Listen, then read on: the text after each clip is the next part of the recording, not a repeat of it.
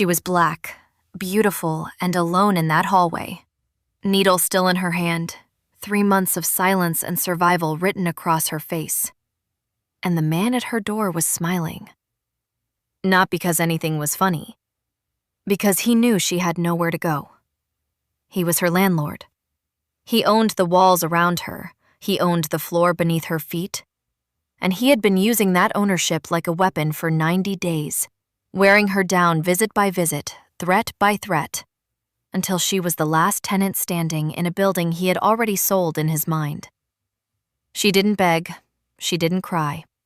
She stood at that doorframe and looked him dead in the eyes, the way she always did, because she had learned that looking away was the moment he won. And then, a door opened at the end of the corridor. Barefoot, quiet. A white linen shirt with 2 buttons undone and tattoos climbing the side of his neck all the way to his jaw. The Korean Mafia Boss who lived in the penthouse above her had been listening to everything. He didn't raise his voice. He didn't need to.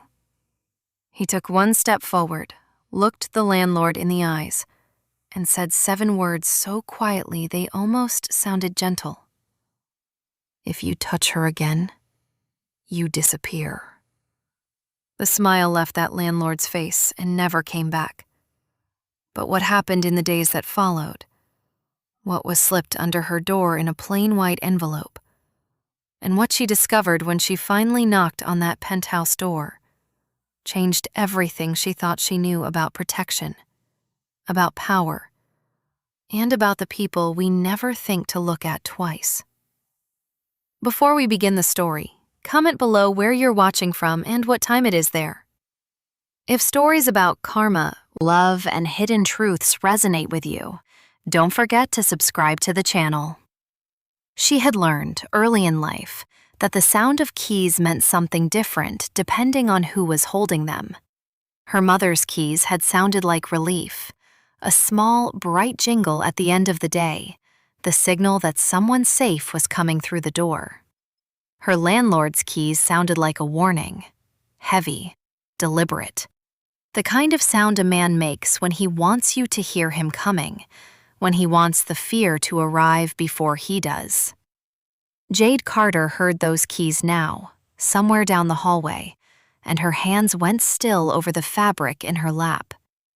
She was sitting cross-legged on the floor of her apartment, the way she always worked when a piece needed careful attention.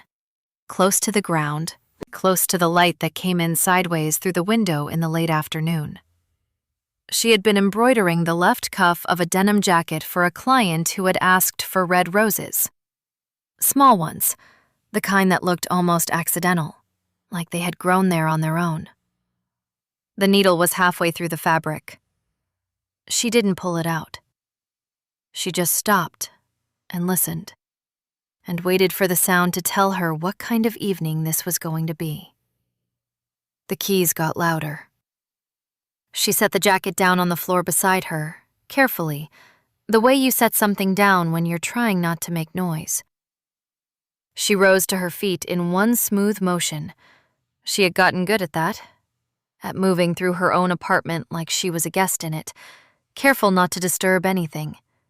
Careful not to give the impression that she was too comfortable here, too rooted, too unwilling to leave. She crossed to the door.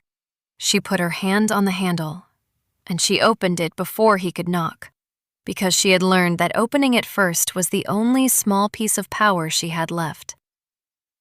Marcos Evaristo was standing in the hallway, his hand already raised for a knock that never landed. He lowered it slowly and smiled. It was the kind of smile that was designed to look friendly and wasn't. The kind that showed teeth without warmth. The kind that said, "I know something you don't, and I'm enjoying it." "Miss Carter," he said, "I was just in the neighborhood." He was always just in the neighborhood. He was always dropping by. He was always catching her at a bad time with the energy of someone who had timed it perfectly. She leaned against the doorframe, 1 hand still on the handle, the needle still threaded through the pinched index finger of her other hand. She looked at him the way she always looked at him. Directly, steadily, without flinching. Because she had learned that the moment you looked away was the moment he felt he had won something. "Mr. Evaristo," she said. "March is already halfway gone," he said pleasantly, as if he were talking about the weather. "And I haven't seen anything from you." "I sent you a message last week," she said. I explained the delay. I have 2 invoices pending, both confirmed, both transferring before the end of the month. "Confirmed isn't paid," he said. "Pending isn't in my account." "I know that." "So you understand my concern." She understood his concern the way she understood all of his concerns, as weapons dressed up as inconveniences. He didn't need the money. He had 6 properties. He had an offer from a development company that would make him more money than 11 months of her rent combined. He didn't need March's payment. What he needed was for her to leave. And every conversation they had was, underneath everything, a conversation about that. She had been the last one. The couple in 3B had gone quietly in December, offered a small sum and a shorter notice period. The old man in 2A had left in January, worn down by a series of maintenance issues that had appeared suddenly and been fixed slowly. A broken heater, a persistent leak, a front door lock that stuck. Jade had watched them go, one by one, and she had understood what was happening. And she had stayed anyway, because this apartment was her studio and her home, and the only place she had ever been able to afford to be both of those things at once. And she was not going to let a man with a polo shirt and a key ring take that from her without a fight. The problem was that she was running out of ways to fight. "I'll have something to you by Friday," she said. "I've heard Friday before," he said. And then he did the thing she had been dreading since she heard the keys. He put his hand on the doorframe, her doorframe, her door, and leaned slightly into the threshold. And the shift was small, but the meaning was enormous. He was inside the space of the door now. He was a few inches from being inside her apartment. And he was smiling. "Miss Carter," he said, and his voice dropped just slightly, the way a voice drops when it's trying to sound intimate. "I think we both know this has gone on long enough. I have options here that you don't want me to use. You know that. I know that. So maybe we stop pretending and start talking about how this actually ends." She did not move. She held the doorframe. She kept her eyes on his.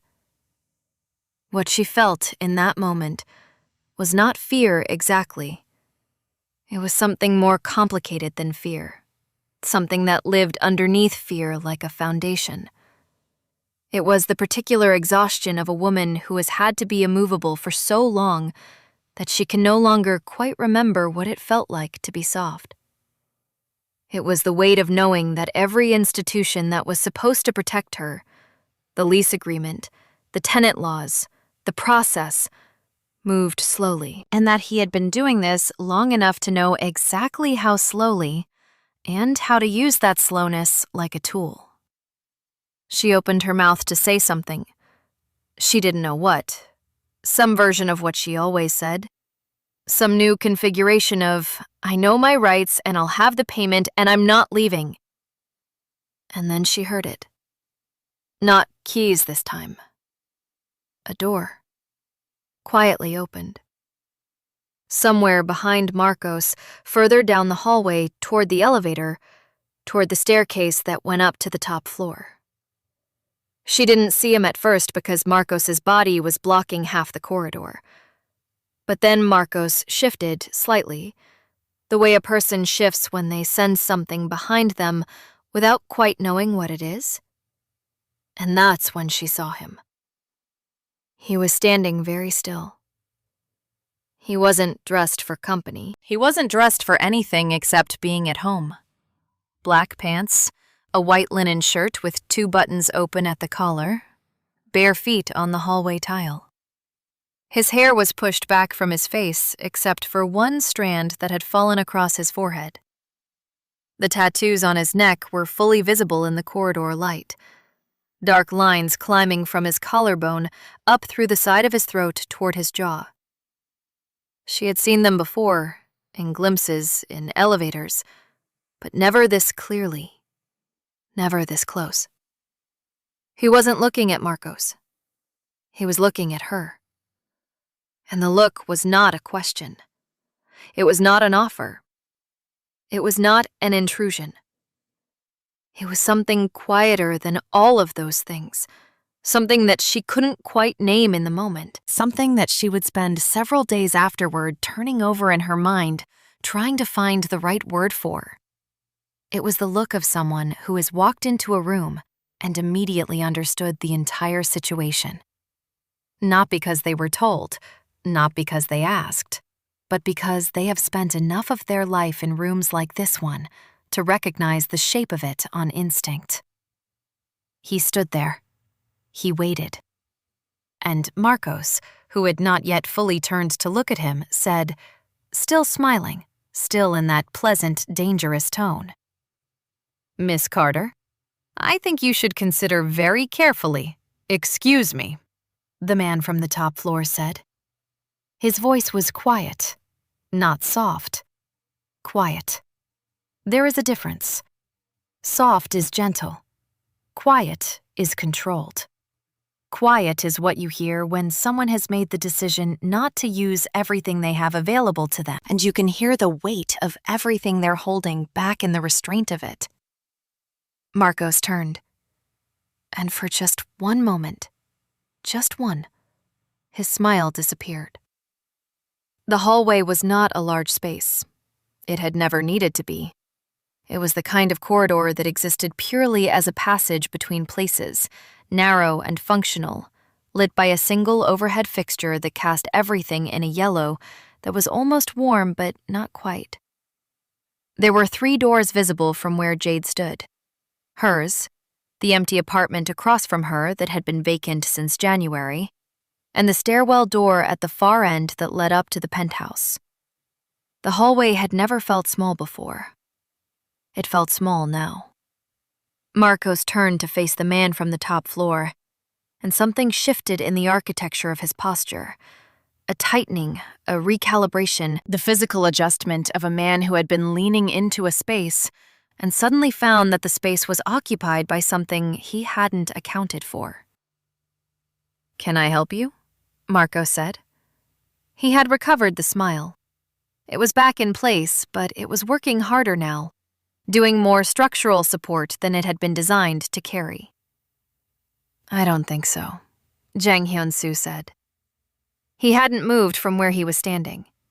He didn't need to. There was something in the way he occupied the corridor. Not aggressive, not theatrical, simply present in a way that most people are not, that made the distance between them feel like less of a buffer and more of a decision. He was close enough if he needed to be. He was choosing not to be. For now.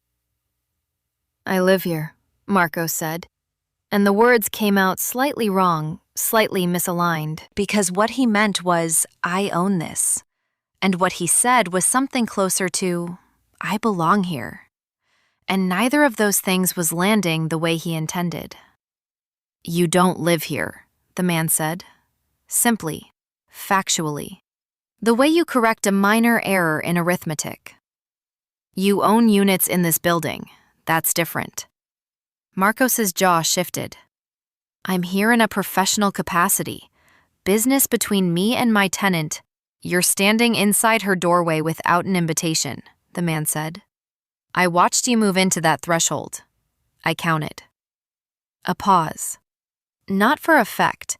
He didn't seem like someone who paused for effect. He paused because he was deciding exactly how much to say. And when he decided, he said it. "You don't have the right to do that. Not legally. Not in any other way. Jade had not moved. She was still holding the doorframe, still holding the needle, still standing exactly where she had been standing when this began. But something had changed in the room.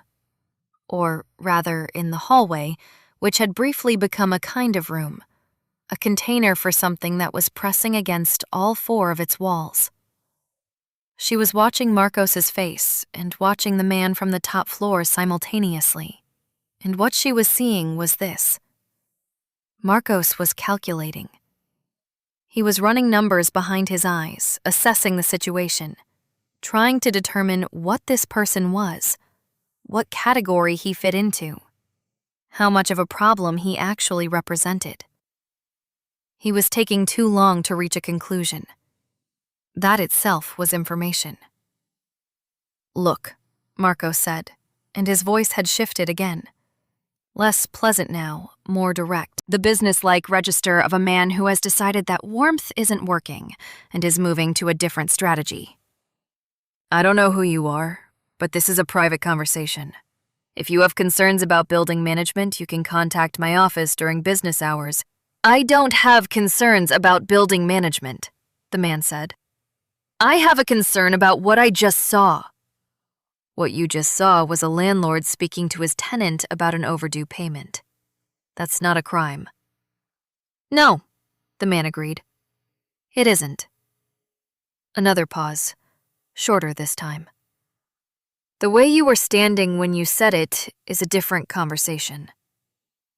The smile left Marcos's face for the second time. This time it didn't come back. Jade watched it go.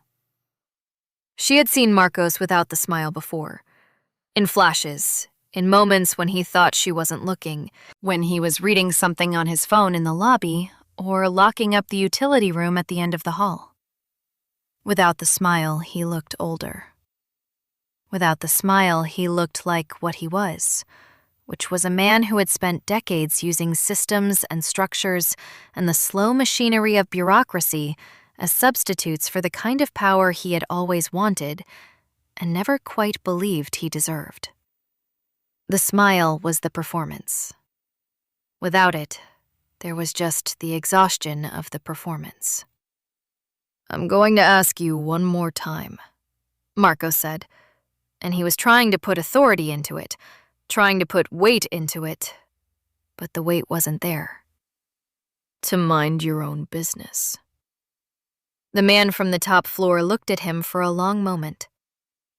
Then he said, "She is my business." 3 words. He didn't raise his voice. He didn't move. He said it the way you state a fact that was always true and is simply now being made explicit. Calmly, without drama, with the particular stillness of someone who has nothing left to prove to anyone in this hallway or anywhere else. And then, because he was the kind of man who said exactly what he meant and did not circle around it, he said the rest of it. "If you touch her again," he said, "you disappear." The hallway was very quiet. The overhead light hummed. Somewhere far below, a door closed in the lobby and the sound traveled up through the building's bones. Marcos stood very still, and Jade stood very still, and the man from the top floor stood very still. And for a moment that was longer than it should have been, none of them moved or spoke. Then Marcos moved. He didn't run. He was too proud to run, or too aware that running would have meant something irreversible about how he understood what had just happened. He stepped back. 1 step, then another. A deliberate and careful retreat dressed up as a departure, as if he had somewhere else to be, as if this were his idea, as if he were leaving because he had finished rather than because something in the corridor had made the air feel suddenly and completely different. He adjusted the polo shirt at his waist. He found the key ring in his hand and closed his fingers around it so it wouldn't rattle. "We'll continue this conversation another time, Miss Carter," he said, and his voice was almost steady. "You'll hear from my office," the man from the top floor said, to no one in particular, and to Marcos specifically. Marcos walked to the elevator. He pressed the button. He waited, and the waiting was the worst part, Jade thought. The 45 seconds it took for the elevator to arrive, during which he had to stand at the end of the corridor with his back to both of them, unable to see what they were doing, unable to control the space anymore, unable to be anything other than a man waiting for a door to open so he could leave. When it opened, he stepped inside without turning around. The doors closed. The hallway settled. Jade realized she had been holding her breath for some part of the last several minutes.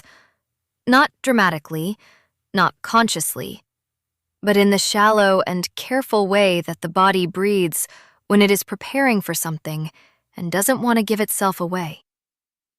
She exhaled now, slowly, and looked at the man from the top floor.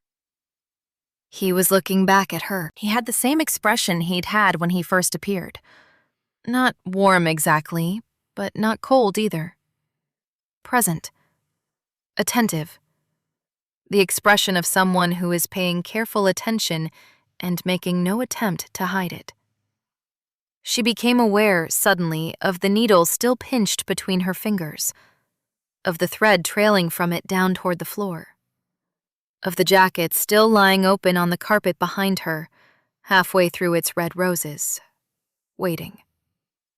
She became aware of the fact that she didn't know this man's name, that she had lived in this building for 2 years and seen him perhaps a dozen times and never once spoken more than the incidental syllables of elevator courtesy, floor numbers, weather observations, the brief and weightless transactions of people who share a building, but not a life. She became aware of the fact that he had just, without being asked, without announcing it, without making it a thing that required her gratitude or her explanation or her permission, stepped into her hallway and ended something that she had been trying and failing to end for 3 months. She didn't know what to do with that. "I didn't ask for help," she said. She said it clearly, not with hostility, not with ingratitude.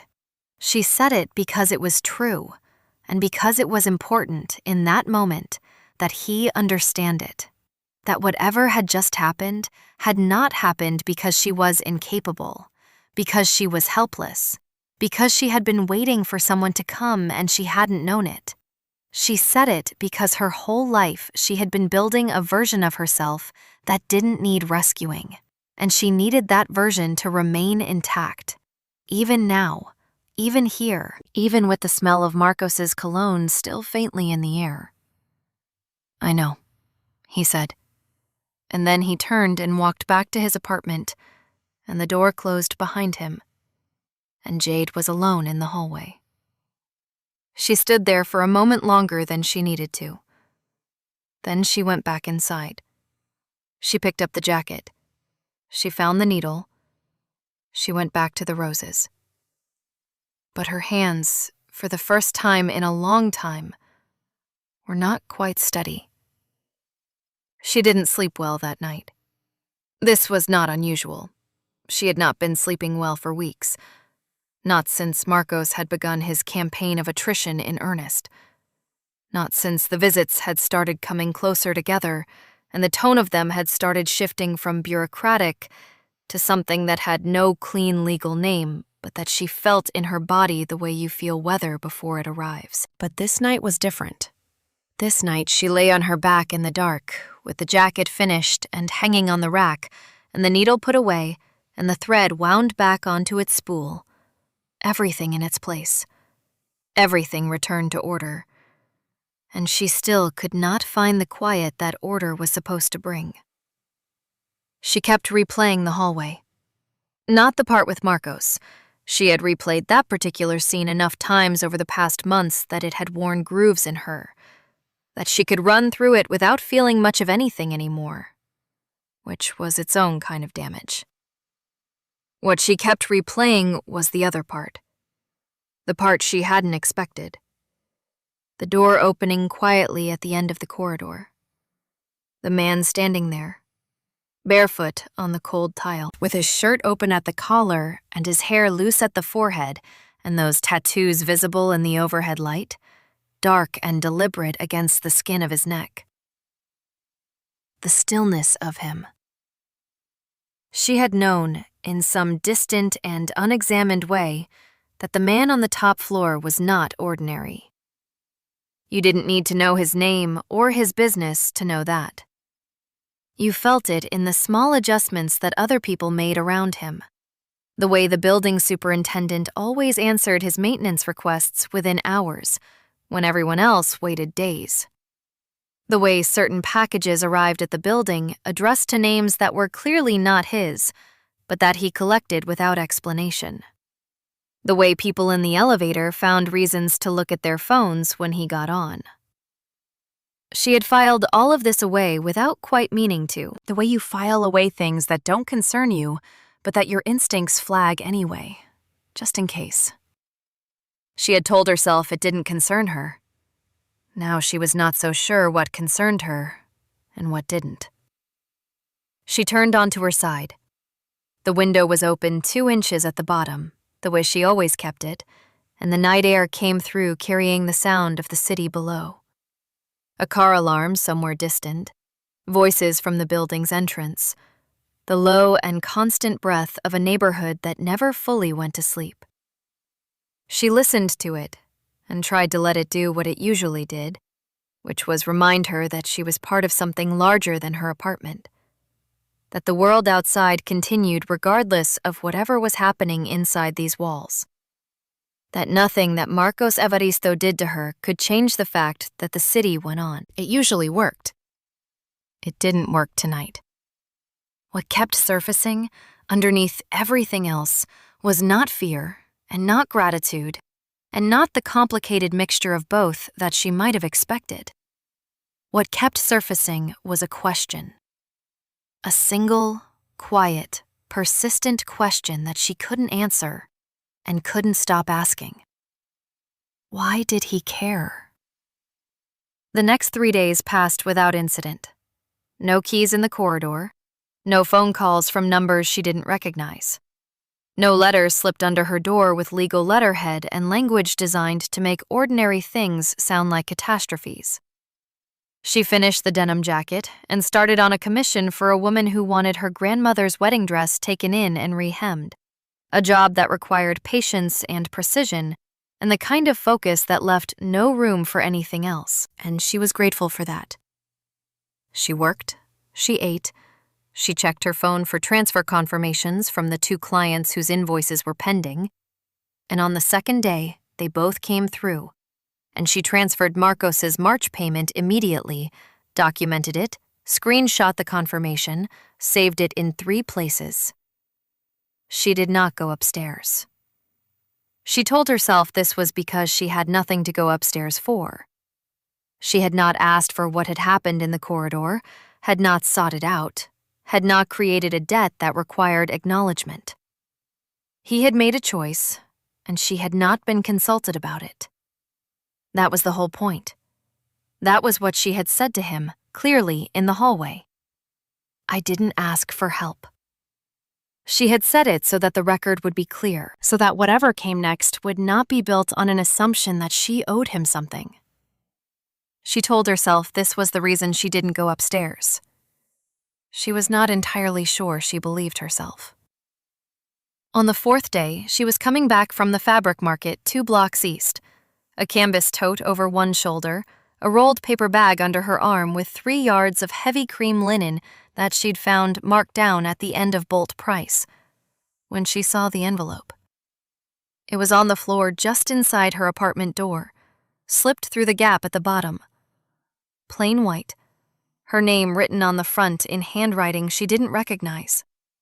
Careful vertical letters, the kind of handwriting that suggested someone who had learned it deliberately rather than grown up with it. She set the linen down on the workbench. She picked up the envelope. She opened it. Inside was a single sheet of paper. No letterhead, no signature. Just a screenshot printed. 5 of them, actually, arranged on the page in a grid. Each one a fragment of a conversation between 2 numbers she didn't recognize. The conversations were about tenants, about properties, about methods. They were clinical in tone, almost bureaucratic, the way that truly ugly things often are when they are conducted by people who have been doing them long enough to stop needing to dress them up. She read through them once. Then she read through them again. The names in the conversations were not hers, but she recognized the patterns. The language about voluntary departures, the references to maintenance delays used as pressure, the specific phrase encouraging tenants to reconsider their attachment to the unit.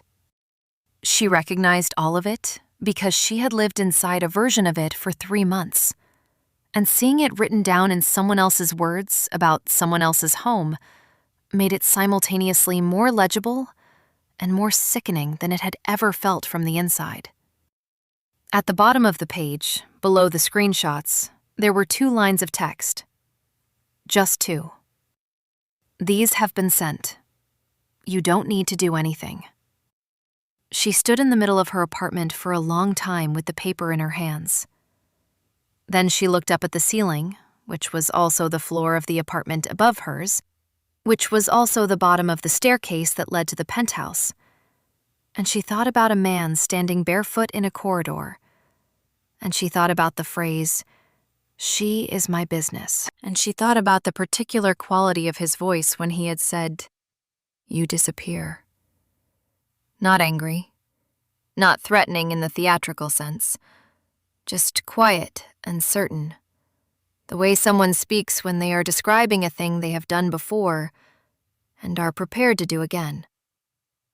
She thought about what kind of person sends printed screenshots in an unmarked envelope with no signature. She thought about what kind of person has access to private conversations between landlords coordinating tenant harassment strategies. She thought about what kind of person says these have been sent without explaining where. She put on her shoes. She took the stairs. The penthouse door was dark wood, heavier than the doors on the other floors, set slightly recessed into the frame in a way that made it look permanent rather than merely closed. She stood in front of it for a moment that stretched longer than she intended, the paper still folded in her hand, and she had a sudden and vivid awareness of the absurdity of her position. Standing at the door of a man she did not know, in a building where she was the last remaining tenant, holding a piece of paper that someone had slipped under her door in the night. About to knock. She knocked. There was a pause. Not a long one, just long enough. The door opened. He looked the same as he had in the corridor. Unhurried, unreadable. Present in that particular way of his that she was beginning to understand was not a performance, but a permanent condition. He was dressed differently. Gray trousers, a dark shirt, shoes on this time. He had been awake. He had possibly been awake for a long time. He looked at her. He looked at the paper in her hand. He looked back at her face. He did not look surprised. "It was you," she said. It was not a question. She had decided on the stairs that she was not going to dress it as a question. If she asked it as a question, she was giving him the option of denying it. And she didn't want that option available, because she already knew the answer and she needed him to know that she knew. And she needed that to happen before anything else. He looked at her for a moment. Then he stepped back from the door, a small movement, the minimum required to indicate that the threshold was open. "Do you want coffee?" he said. She went in. She had told herself, on the stairs, that she would not go in. That she would stand in the doorway, say what she had come to say, and leave. That she would not allow the invitation of an open door to become something more than it was. Would not let the strangeness of the evening soften the boundaries she had spent years building around herself with the same careful attention she gave to every seam, every stitch, every edge that needed to hold. She went in anyway.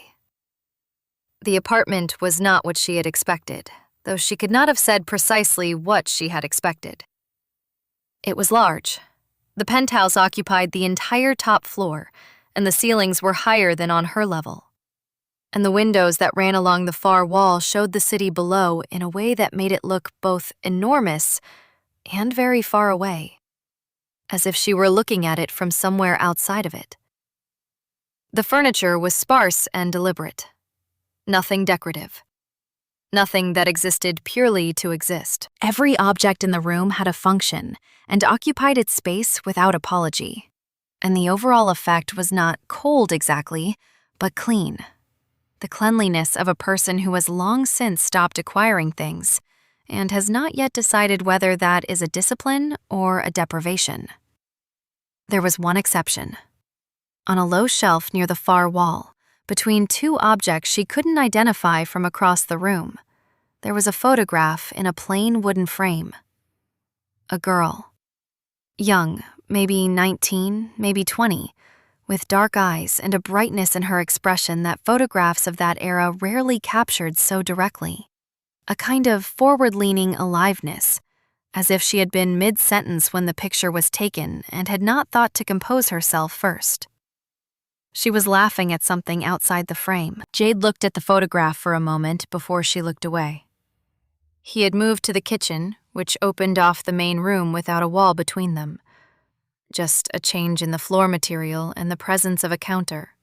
Everything visible, nothing hidden. She heard the sound of water running, the quiet percussion of a coffee preparation, conducted with the same unhurried precision that seemed to govern everything he did. She stood in the middle of the room with the folded paper in her hand and waited. He came back with 2 cups. He set one on the low table in front of the couch and kept the other. He sat, not on the couch, but in the chair across from it, and he looked at her, and he waited. She sat. She put the paper on the table between them and smoothed it flat with the back of her hand, a gesture that was partly practical and partly something else, a way of making what she had come to say feel concrete, grounded, real. "These were sent to a journalist," she said. It was not a question this time either. "And to regulatory agencies. And to someone legal." "Yes," he said. "How did you get them?" He looked at her steadily. He picked up his coffee. He did not answer the question, and the not answering was so clean and so complete that it didn't feel like evasion. It felt like a door, clearly marked, politely closed, and she understood without further discussion that she was not going to open it. She picked up her own cup. The coffee was better than she expected. Dark and precise, the kind that came from equipment rather than habit. "You could have told me," she said. "Before you sent them. You could have asked. You didn't ask me to intervene in the hallway either," he said. "You handled that the same way." She looked at him. "That's not the same thing." "No," he agreed. "It isn't." He set the cup down. "What happened in the hallway needed to stop immediately. What happened with the documentation, that could have waited. I made a decision without consulting you. If that caused harm, I want to know." The directness of it surprised her. Not the words themselves, but the quality of them. No performance, no positioning, no attempt to justify the choice before she had told him whether it needed justifying. Just the acknowledgement, open and without decoration, that a decision had been made about her situation without her consent, and that her assessment of that decision mattered to him. She was quiet for a moment. "It didn't cause harm," she said finally.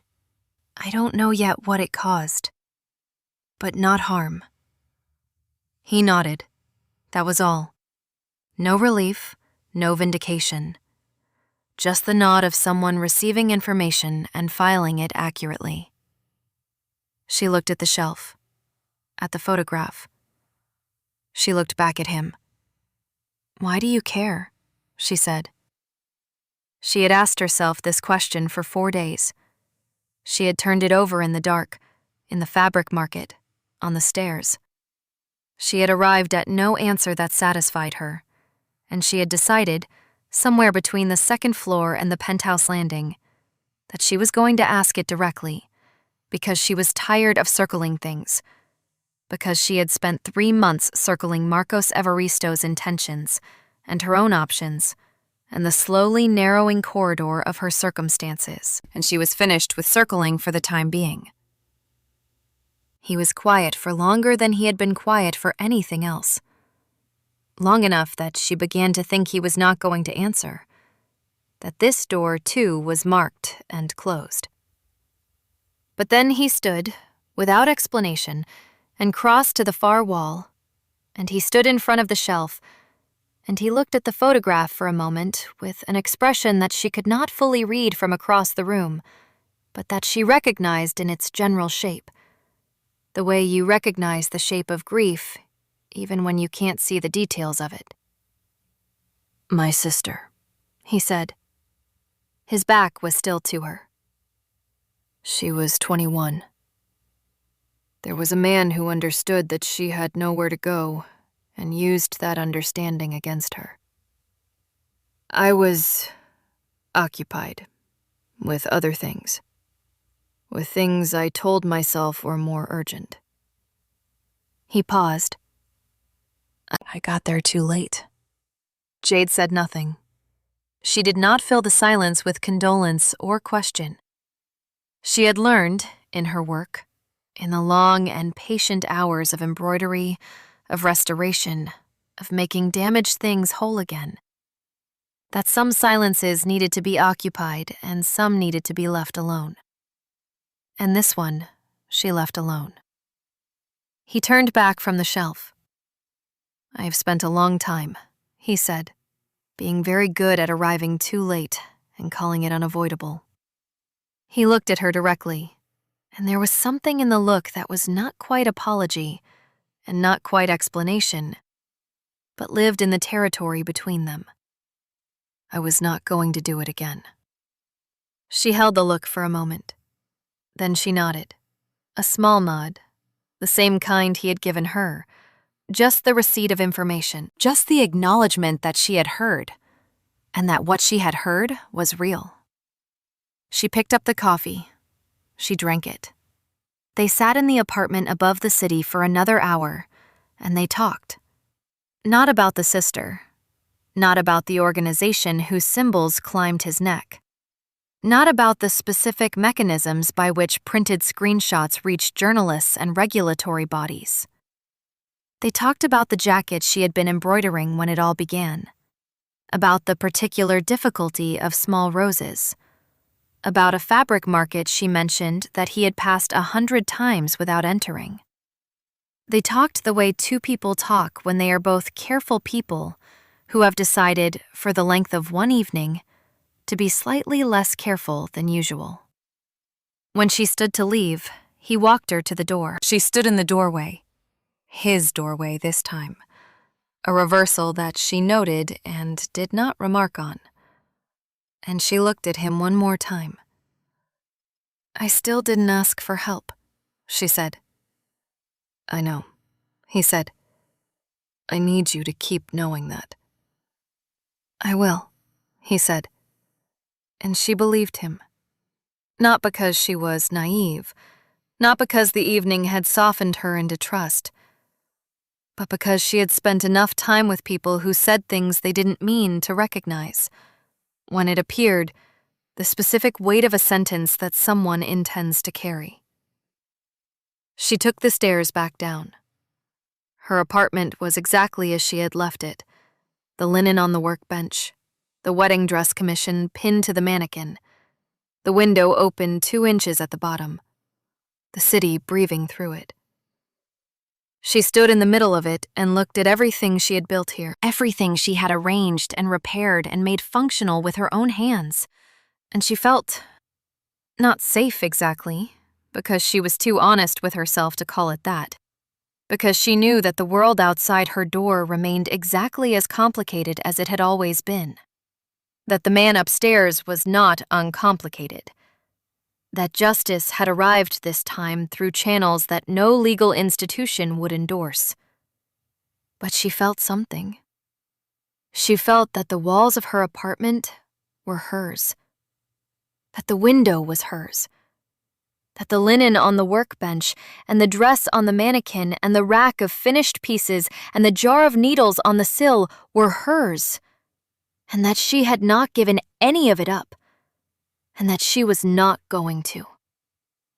6 weeks later, the indictment came through. She read about it on her phone while sitting on the floor, cross-legged, working a commission. Small white flowers this time on the sleeve of a child's coat. Marcos Evaristo, the headline said.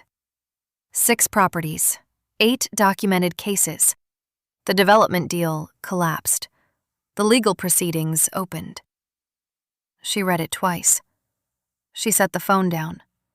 She picked up the needle. From upstairs, through the ceiling, she heard nothing. No sound, no signal, no acknowledgement. Just the quiet of an apartment occupied by a man who had said what he intended to say and done what he intended to do, and was now, most likely, sitting in his spare and deliberate space above the city, doing whatever it was that he did in the hours that no one watched. She went back to the flowers. The city went on below her window, indifferent and continuous, the way it always had. And Jade Carter sat in the middle of everything she had built and kept building, stitch by stitch, seam by seam, the way she always had. And for the first time in a long time, the sound of keys in the corridor was just the sound of keys. Nothing more. Nothing coming. If this story stayed with you, take a moment and ask yourself this.